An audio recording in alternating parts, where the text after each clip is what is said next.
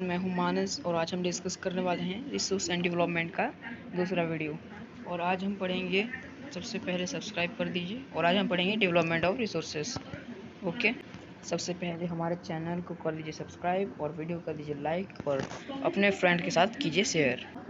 So resources are vital of human survival as well as the maintaining the quality of life. यानी कि resources जो होते हैं vital, human survival, human जीने के लिए वाइटल होते हैं, बहुत इंपॉर्टेंट होते हैं, बहुत नेसेसरी होते हैं, as well as the maintaining of the quality of life. और किस लिए इस्तेमाल होते हैं? अपना क्वालिटी, अपने लाइफ का क्वालिटी को इम्प्रूव करने के लिए रिसोर्स यूज होते हैं। Human being use them indiscriminately and this has to lead the following major problems। यानी कि ह्यूमन बीइंग जो है, ये जो है क्या कर रहे हैं, उनको अच्छे से यूज़ नहीं कर रहे, डिस्क्रिमिनेट कर रहे हैं। सो इसके लिए बहुत सारा प्रॉब्लम हो रहा है ना। Depletion of resources for satisfying the greed of few individuals. क्या हो रहा है, बहुत लोग मतलब लालच के, रिसोर्सेज के लिए लालच हो रहे हैं और उसके वजह से पुअर एंड रिच का गैप बन रहा है। मैं बोल रहा हूँ, आगे बोलेंगे।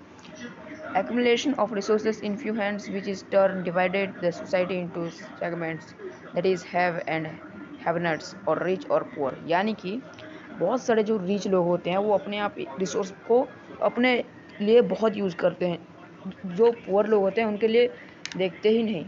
तो ये बहुत बड़ा गैप बनाता है कौन, बहुत पुअर और रिच के बीच में। Indiscriminate exploitation of resources has led to global ecological crises such as global warming, ozone layer depletion, environmental pollution and land degradation। यानी कि हम डिस्क्रिमिनेट कर रहे हैं उसको, रिसोर्स को, उसका यूज़ कैसे करना है वो हम अच्छे से नहीं कर रहे हैं, बहुत डिस्क्रिमिनेट कर रहे हैं उसको, कैसे यूज़ करना है, क्यों यूज़ करना है, सेव करके रखना है कि नहीं, वो हम नहीं देख रहे हैं। जिससे वजह से क्या हो रहा है, इकोलॉजिकल क्राइसिस हो रहा है इकोलॉजी में और इकोनॉमिक्स में बहुत बड़ा मतलब क्राइसिस होता है। ग्लोबल वार्मिंग हो रहा है, ओजोन लेयर डिप्लेशन, ये बड़ा इंपॉर्टेंट सा टॉपिक है। जो हमारे अर्थ के सराउंडिंग में जो ओजोन लेयर होता है उसके अंदर जो हम अच्छे से यूज़ नहीं कर रहे हैं, तो रिसोर्सेज को उसके वजह से डिप्लीकेशन यानी कि छेद हो रहे हैं। Environmental pollution and land degradation, और इन्वायरमेंट पोल्यूशन भी हो रहा है और लैंड डिग्रेडेशन भी हो रहा है। लैंड डिग्रेडेशन आगे पढ़ेंगे।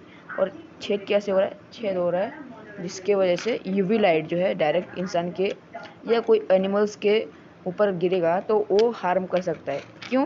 क्योंकि ओजोन लेयर जो है वो हमको प्रोटेक्ट करता है, अगर वही नहीं रहेगा तो क्या करेगा बेचारा।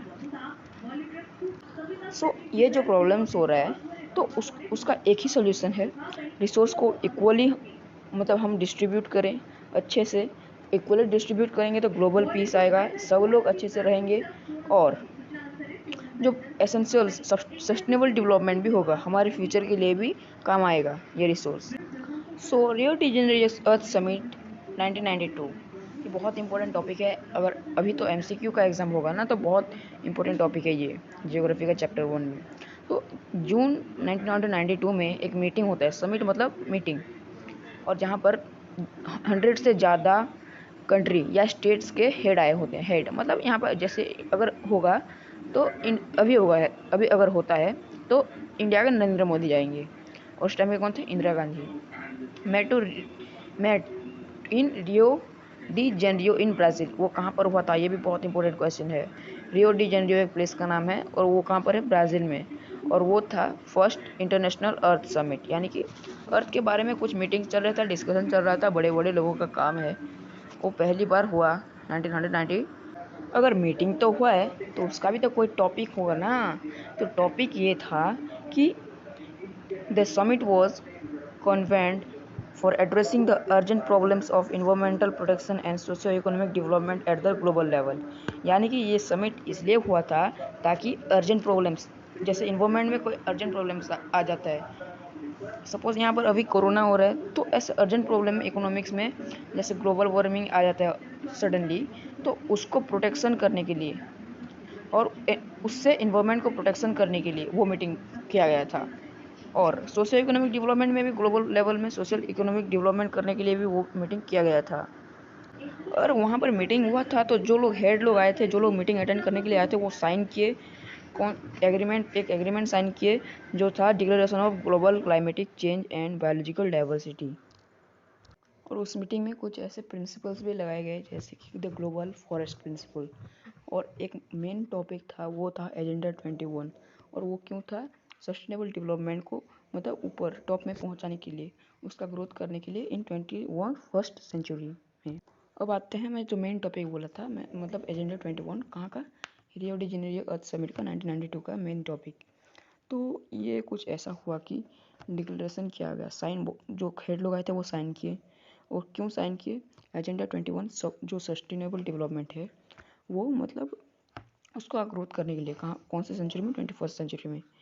और United nation conference on environment and development पे वहाँ पर साइन किया गया था। और कौन कौन लोग किए थे?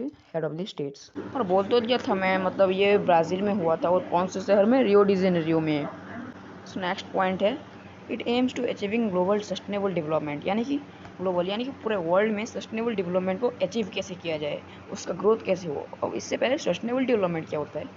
सस्टेनेबल डेवलपमेंट ये होता है कि मैं शॉर्टली बोल दे रहा हूँ, अभी जो रिसोर्स है उसको अच्छे से यूज़ करना, और जितना हो सके उतना यूज़ करना, और वो फ्यूचर के लिए जो बच गया उसको सेव करना है। ऐसा नहीं कि पूरा अभी मतलब तुम्हारे पास पैसा है तो पूरा पेट्रोल खरीद लोगे और फ्यूचर जनरेशन का क्या। तो ये सस्टेनेबल डेवलपमेंट ये है।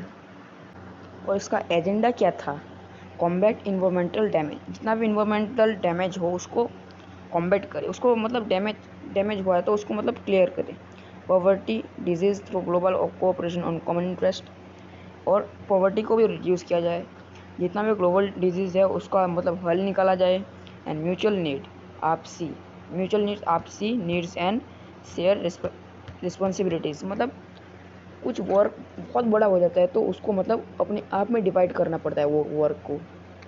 अब ये लोग मतलब बहुत बड़ा काम था, बहुत सारे देश आए थे, बहुत सारे स्टेट आए थे, तो अपना अपना प्रोजेक्ट के लिए अपने अपने देश के लिए अपने अपने जो हेड थे वो अपने अपने में वर्क बांट लिए। और इसके मतलब मेजर ऑब्जेक्टिव क्या था एजेंडा 21 का? कि कोई भी लोकल गवर्नमेंट यानी कि यहाँ पर लोकल गवर्नमेंट यानी कि सरपंच समिति ऐसा नहीं, जो कंट्री आया होगा वो अपना लोकल एजेंडा अपना कंट्री के लिए खुद का एजेंडा 21 बना सकता है। उसमें कुछ रूल्स एंड रेगुलेशन अपने मतलब कंट्री को देख के बना सकता है। सो गाइस, ये था डेवलपमेंट ऑफ रिसोर्स। और जाते जाते डिस्क्रिप्शन बॉक्स को थोड़ा चेक करना, क्योंकि वहाँ पर वीडियोस का प्लेलिस्ट आता है, नया वीडियो पुराना वीडियो सब कुछ मिल जाता है वहाँ पर तुमको। और हमारे चैनल को सब्सक्राइब कर दीजिए, वीडियो को लाइक कीजिए और अपने फ्रेंड्स लोगों के साथ शेयर कीजिए। हाँ, लेकिन सब्सक्राइब करते वक्त बेल आइकन को प्रेस करना मत भूलना।